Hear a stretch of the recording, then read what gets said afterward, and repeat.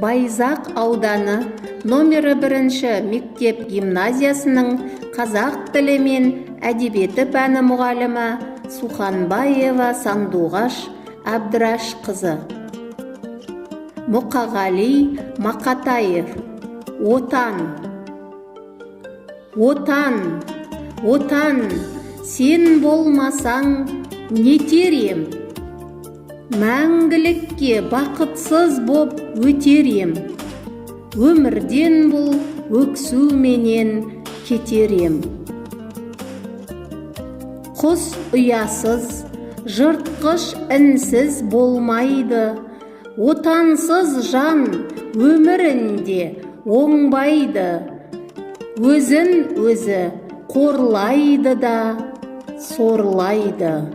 Тірі адамға сол қайғы. Күн көреді әкесіз де, анасыз.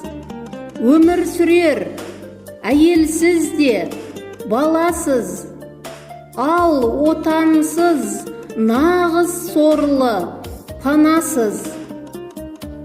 Білесің бе, отанның сен некенін?